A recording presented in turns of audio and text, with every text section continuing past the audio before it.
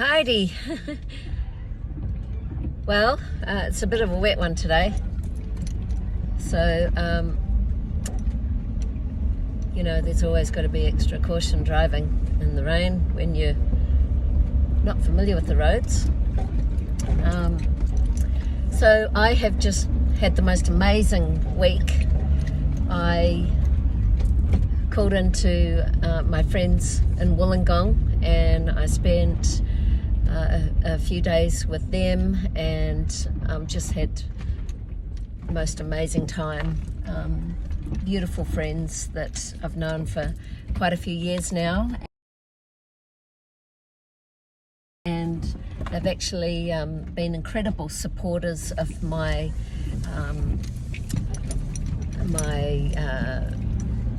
original children's show, which was the Dream Guards, and is now the Resilient Rockstar solo show. And it's all about empowering kids to stand up to bullying and build resilience. And Stephanie, from my friend from Wollongong, actually got me into the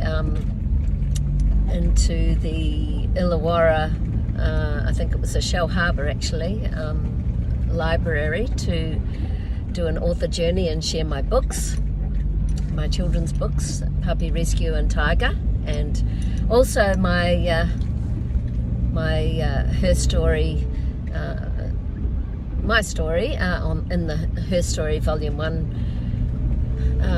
anthology series of 10 women's stories from around the world of overcoming adversity and resilience. And so I shared my story, and that was the first time I ever shared my author journey.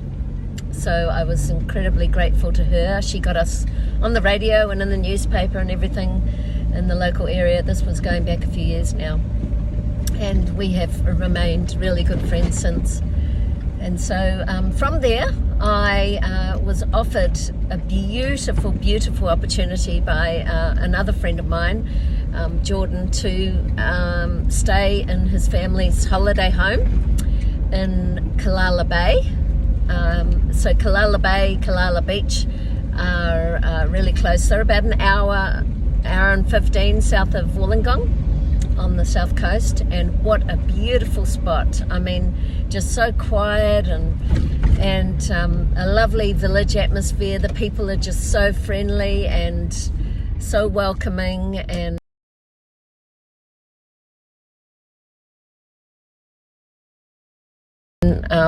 I actually checked out the local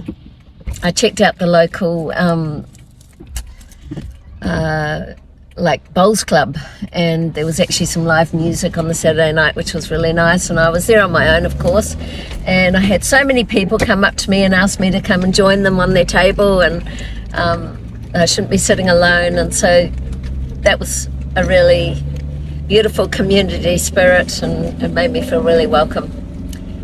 So I was blessed to be able to stay there for I think it was 4 or 5 nights, and it actually was a house that was Airbnb'd for a number of years, and a big house right on the water. And so I got an opportunity to do lots of swimming and beach walks, and I felt really relaxed. Now from there I headed through to Tilba, which is a lovely little historical village. Dates back to the 1800s, and you know, some beautiful craft shops, and an awesome pub, which apparently has the best food in the region. There's also, I think, a vineyard close by, but the little cottages and cottage gardens were just absolutely gorgeous. So I really, really enjoyed Tilba.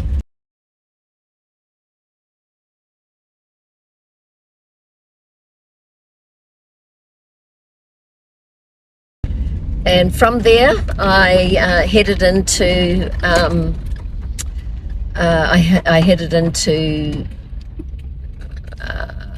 Mystery Bay, and I stayed at the national park, which is the actual camping ground is run by the council,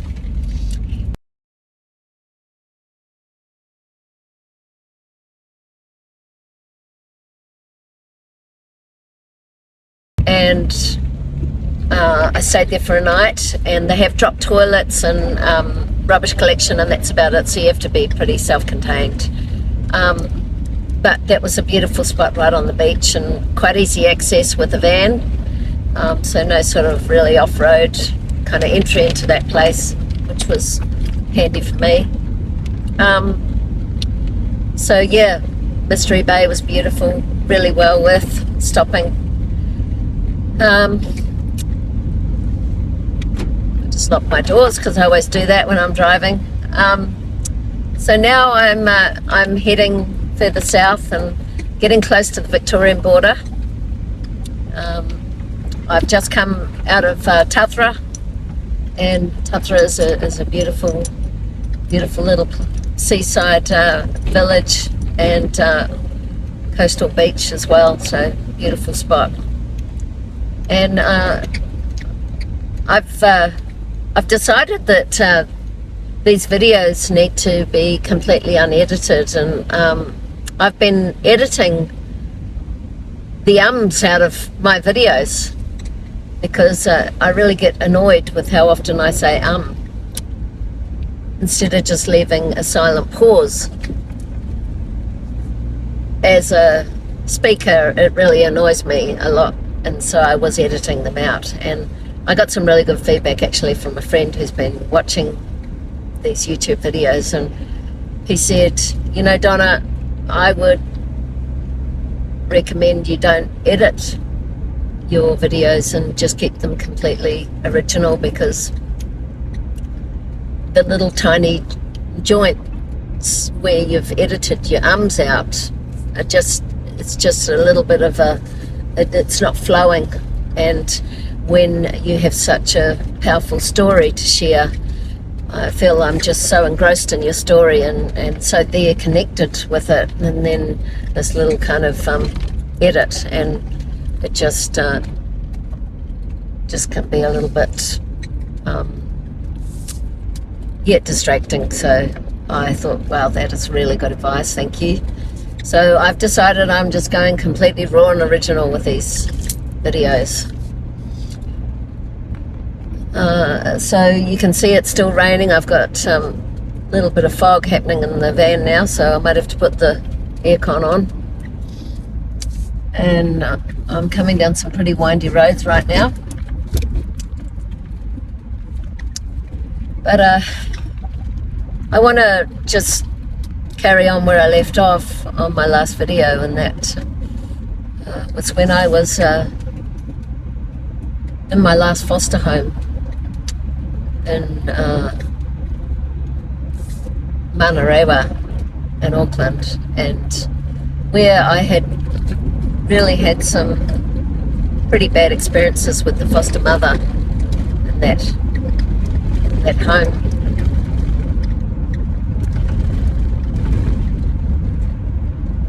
The foster authority came to the house and offered me two options. The first option was to stay in the foster homes until I was 18, or to return to my father, who'd been released from prison. But the hardest thing about that decision was I would be returning back to the home, the family home where he murdered my mum, and all those awful memories of that morning. It was the toughest decision of my life to make, and I wasn't even 12 years old. But I chose to return to my dad because I would finally be reunited with my older brothers, and I would be able to see my sister more often.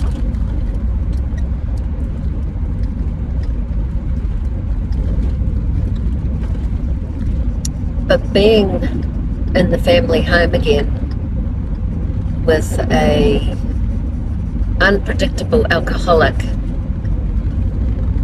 was nothing short of actually terrifying.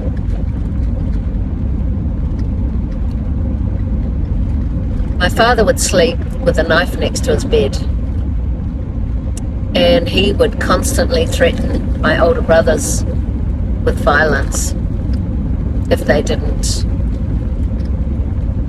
behave and do what they were told, which they were in their late teens, and of course, boys of that age certainly weren't necessarily well behaved, and especially considering our trauma.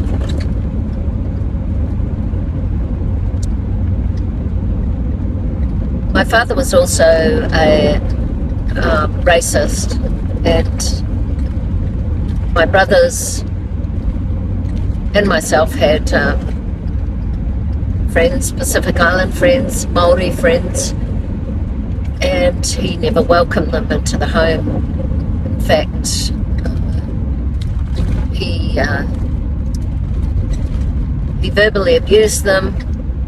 He often threatened my older brothers that he would do awful things to them if he brought them anywhere near the house.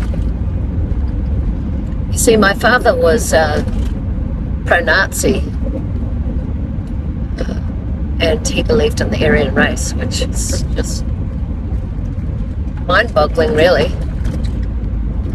He was a genius, and he spoke 4 languages, and one of those languages was German, fluently. So he was pro-Hitler. I know this story sounds insane, doesn't it? And so we were living on eggshells the entire time, knowing what he was capable of. My brothers and I, we had like a survival plan in place in case something happened. It was like an emergency plan, and we all kind of had like muster stations if something went down. And my muster station was to go next door to the neighbour who was an ambulance officer. And so this was how we lived for 5 years in constant fear, until my father drunk himself to death when I was 17.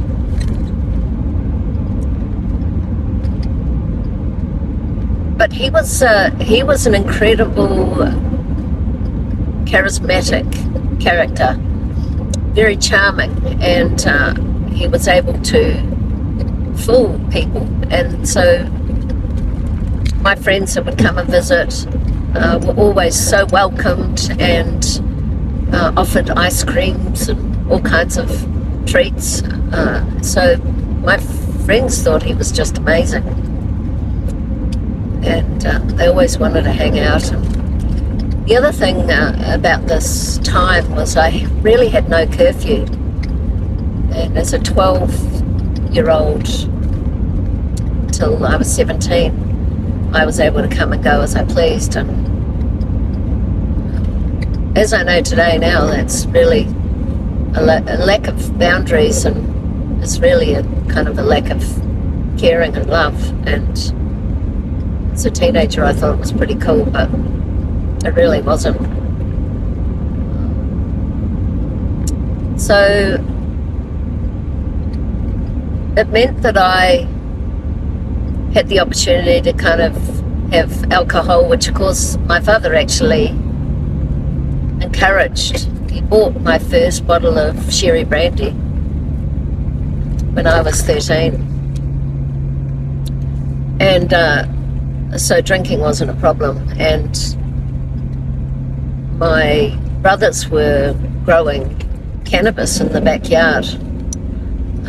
My father had an amazing market garden with every kind of vegetable you could imagine me growing in the backyard. And in fact, he won some garlic award locally for the garlics that he was growing. But so my brothers were growing cannabis in his garden, and I don't know whether he was ever aware of that or not. But so we had access to this cannabis on a daily basis. So it enabled me to just escape all the pain and suffering and pretty much drown myself with alcohol or weed. And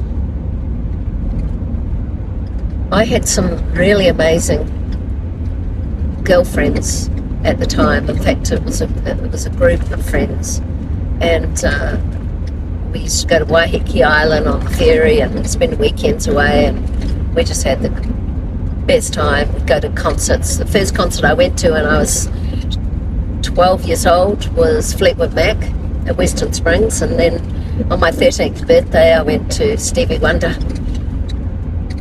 and we saw some great concerts. And I was working, delivering the Star evening paper, and I was also working at Sinclair Plant Nursery, so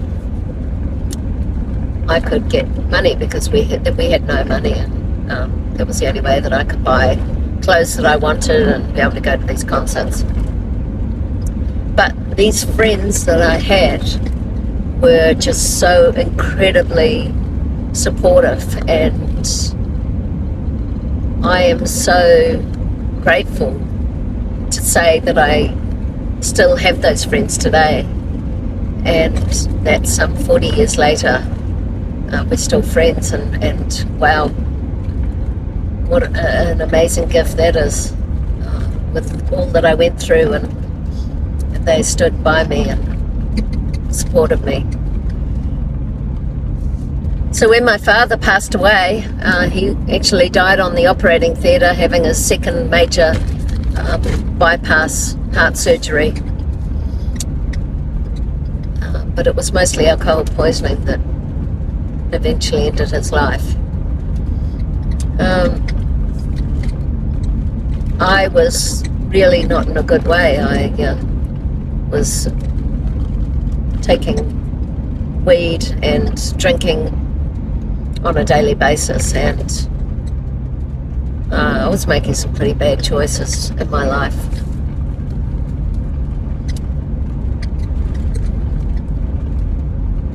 And I broke up with my boyfriend, and I remember one night just feeling completely lost.